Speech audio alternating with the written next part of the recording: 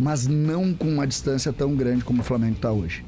A distância do Flamengo hoje pro Grêmio, não vou usar o Inter como exemplo, mas pro Grêmio é uma coisa abismal. Um dos debates no Flamengo é que no ano que vem o Felipe Luiz seja técnico do Flamengo, pela relação que ele teve como jogador, e ele acaba de ser campeão mundial. Eu acho que esse cara vai ser um grande... Vai, né? Ele é muito inteligente. Tem uma história daquele Barroca. Porque ontem nós pegamos um adversário que era o reserva do Flamengo, e eu acho que até a gente pode ser um pouquinho mais duro. Não era o reserva do Flamengo, né? Era um time quase terceira opção. Tinha meninos ali como o segundo jogador que fez o gol do Flamengo. Não. Ele tem toda a razão.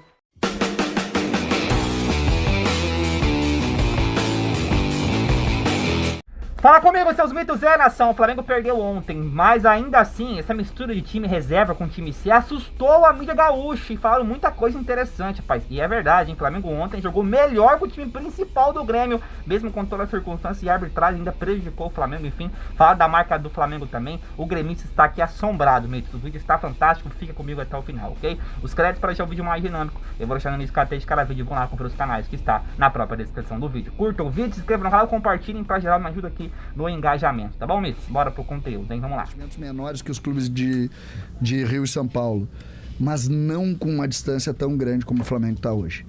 A distância do Flamengo hoje pro Grêmio, não vou usar o Inter como exemplo, mas pro Grêmio é uma coisa abismal. Mas tu vê que o Juventude ganhou do Flamengo. Pega, por exemplo, os dois laterais. Os dois jogam no Inter. Os três? O lateral esquerdo dos três? Não, mas pega os dois laterais de ontem, que não são titulares. Eles não jogam no Grêmio, eles jogam fácil no Grêmio. O Wesley e o Ayrton Lucas jogam... Eles não são titulares. O Ayrton Lucas já foi jogador de seleção brasileira. Eu sei, só que ele não é titular. O Ayrton Lucas teve na seleção do Diniz e o Wesley só não foi pra Atalanta porque no último momento a negociação ficou em cima do final do fechamento da janela e ele não foi. E o Flamengo tem o Alexandre. Mas tu concorda que ele é bem reserva? O Ayrton Lucas. E tem o terceiro, que é o Vinha, que tá machucado. E na lateral direita tem o lateral da seleção uruguaia. O Flamengo tem 4 jogadores da seleção uruguaia. Quase meio time da seleção uruguaia tá no Flamengo. Isso, Pedro, pra mim, é algo que nós precisamos discutir de forma mais forte. Me assustou. Os 4 da seleção uruguaia, eu destaco o De La Cruz, Arrascaeta, o Varela. Mas aí já virou meio comum, né?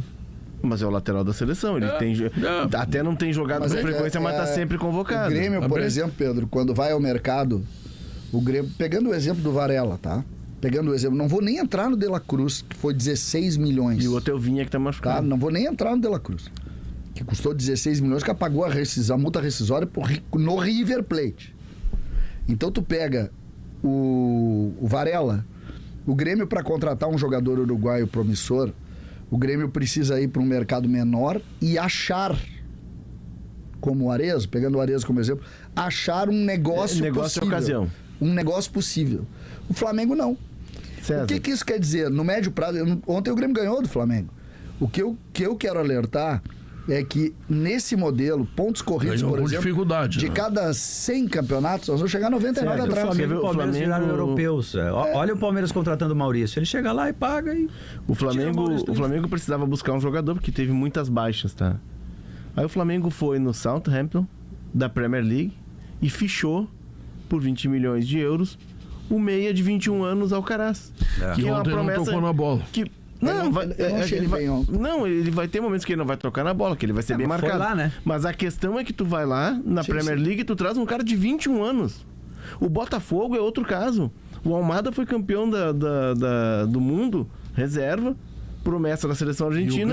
E o Grêmio. O Botafogo vai lá e ficha o Almada por 20 milhões de euros. O Grêmio custou. O debate no Flamengo é que no ano que vem o Felipe Luiz seja técnico do Flamengo, pela relação que ele teve como jogador, e ele acaba de ser campeão mundial sub-20, enfim.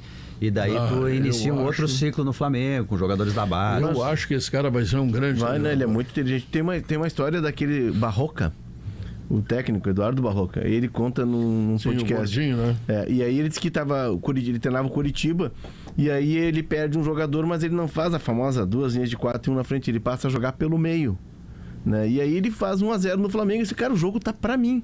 E aí a bola sai do meu lado, o Felipe Luiz abateu o lateral e disse assim, ele pega a bola e diz pros jogadores, vocês não estão vendo que eles não estão jogando pelas pontas, que eles estão jogando pelos meios, e ele reorganiza o time antes daquele lateral e o Flamengo vira o jogo. Ele dentro do campo.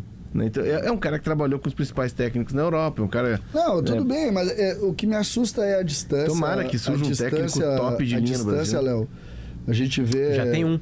Tu precisa de... Tá trabalhando no Inter. Mas é um ótimo Só treinador. falta ganhar. Não, é um ótimo treinador, não tenho dúvida. Tu pega, por exemplo, o time do Inter. O time do Inter hoje encaixou. O Flamengo não é... Eu não tô falando de encaixe.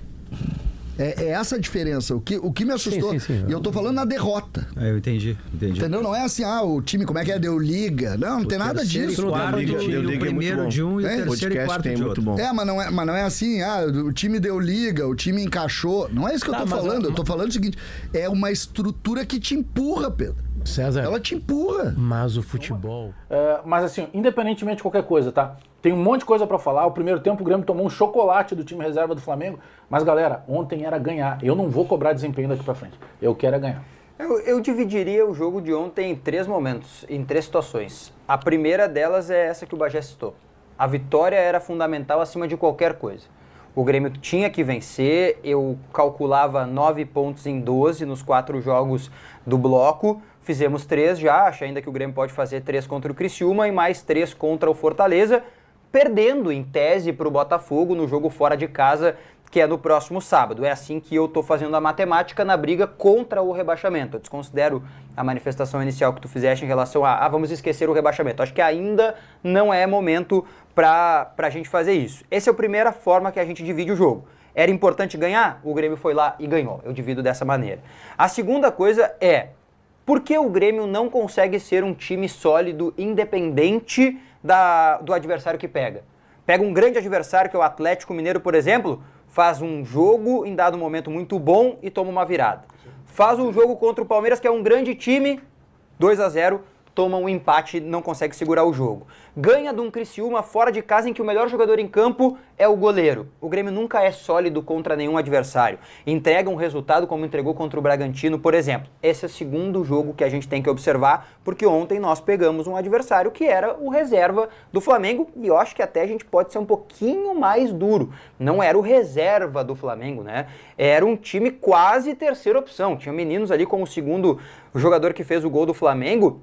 O Tereza, ele é terceira opção, menino vindo da base. Ou seja, ainda menos importante no elenco do Flamengo como um todo. Mas o terceiro bloco que eu quero ver desse jogo é... Nação, bom, ontem até gostei muito da partida da molecada do Flamengo, foi injusto o placar, tem toda a questão da arbitragem, que pra mim foi um absurdo expulsarem o Carlinhos, mais que ele também foi bem infantil, foi juvenil, né, e dá margem pra isso. Mas eu gostei muito da partida do Flamengo de ontem, agora claro que importa no final o resultado, mas a molecada mostrou muita personalidade. Quero saber a opinião de vocês, tamo junto, é nóis.